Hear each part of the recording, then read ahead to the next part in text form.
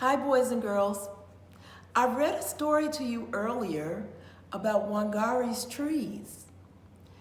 Today, I'm going to read to you this story, which is called Mama Miti. That was the nickname for Miss Wangari. So, what I'm trying to do today is to have you compare books.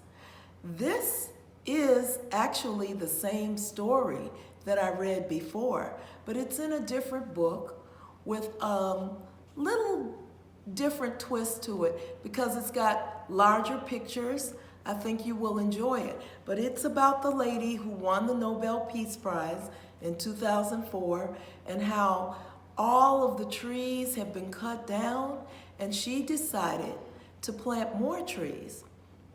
This story does not take place here in America or in your neighborhood here in Chicago.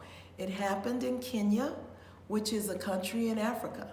So, since you probably have looked at the first video about Wangari's trees, I want you to look at this one with Mama Miti, and you'll see some different pictures about the same story as I read another book about the same lady. Thank you.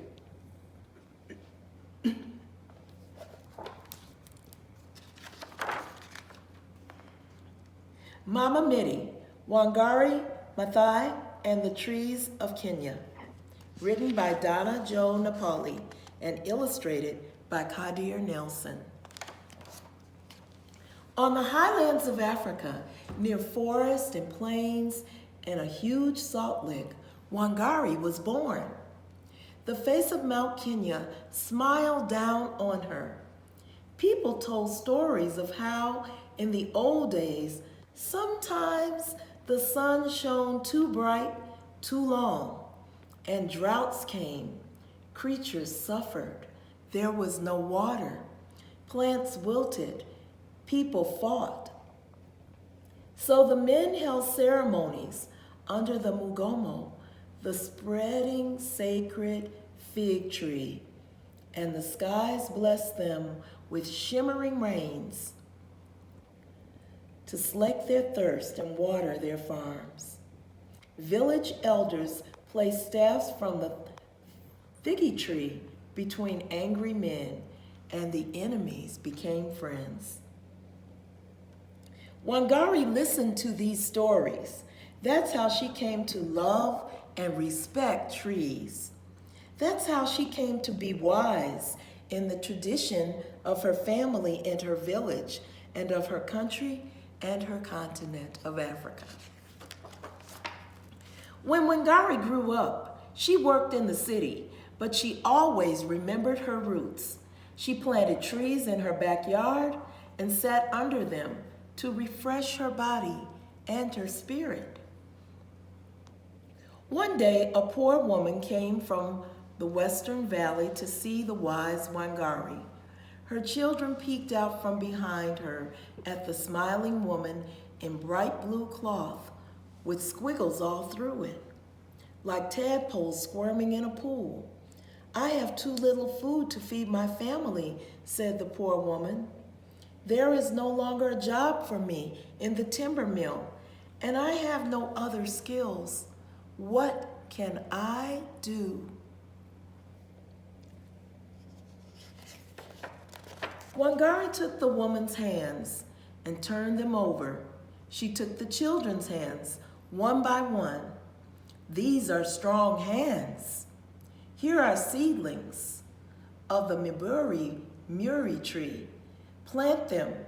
Plant as many as you can, and then you can eat the berries." Peace, my people. Thaya Nayumba. Here she's holding their hands. The woman and her children returned home and planted trees with their strong hands, one by one. In the years to come, when flowering season was over, the family ate the shiny round fruits. They shared it with their neighbors who carried home the seeds and planted them and grew their own muri trees.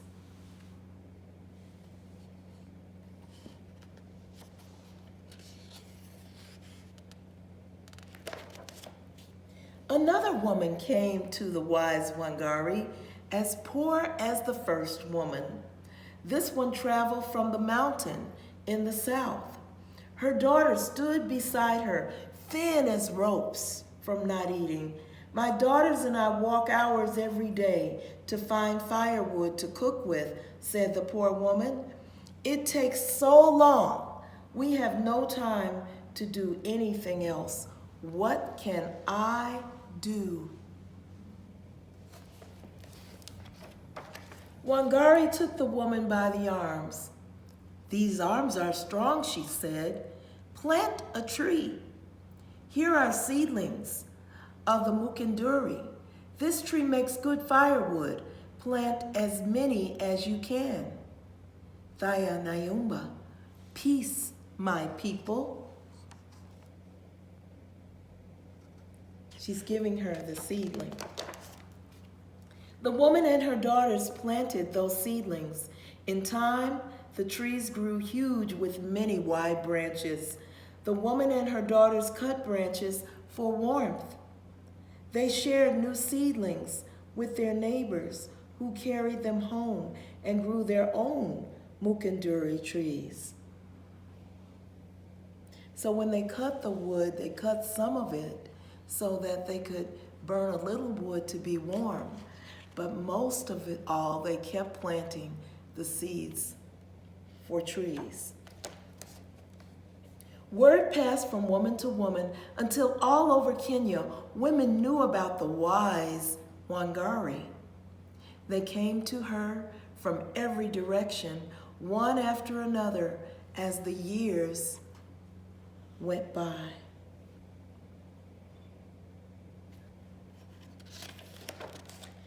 Our goats are starving, said a woman from near the northern desert. I have barely enough food to feed my family, my children. How can my husband feed the animals too? Plant a tree. The leaves are good animal fodder. Plant as many as you can, said Wangari. Thaya Nayumba, peace, my people.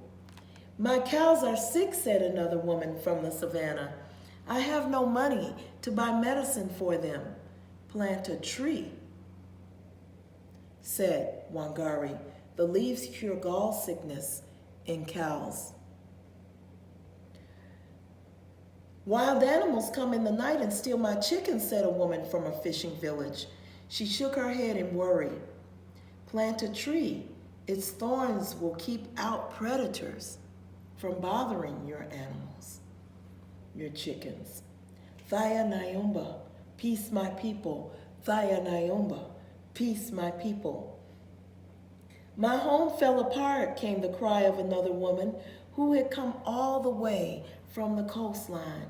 We have no shelter. Plant a tree.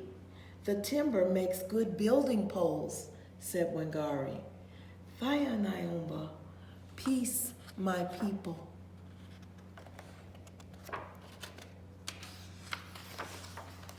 Wangari told women to plant Muringono, whose branches make good stakes for training yam vines.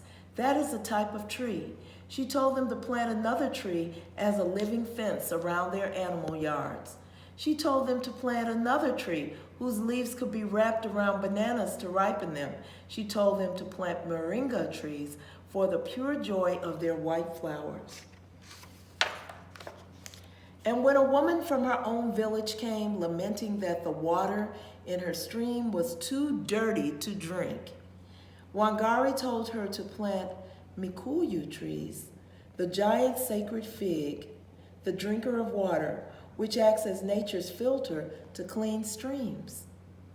Thaya Nayumba, peace my people, said Wangari. Some cool, clean waters teemed with black wriggling tadpoles, like the ones on Wangari's clothes, like the one Wangari marveled at in the waters when she was small, when Kenya was covered with trees and animals, when people lived in peace with nature.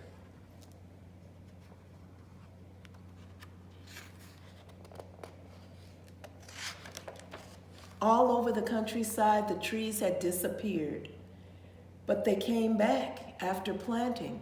Nairobi, the capital city, had been known as Kinunini, the place where there are many Minmu trees.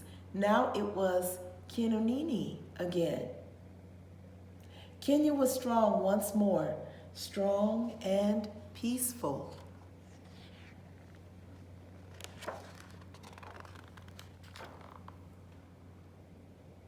Here are all the people in Kenya.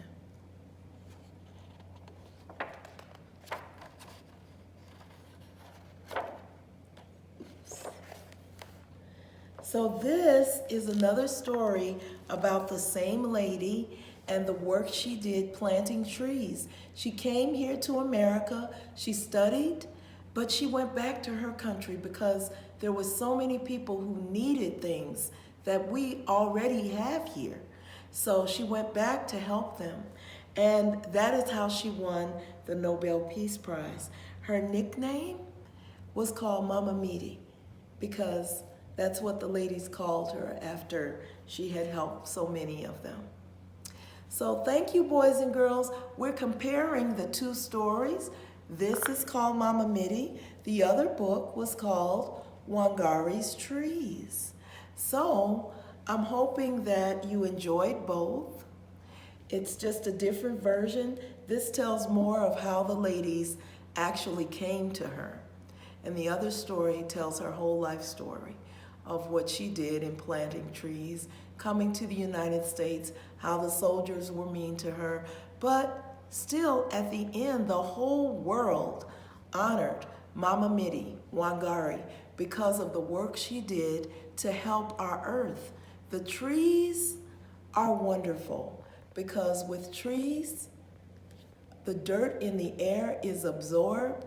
The dirt in the air starts to be less and less when we have trees. And they also hold down the things that we plant, the food, the crops. So this is a story that I hope you all will remember. Okay, bye boys and girls. This is Miss Island.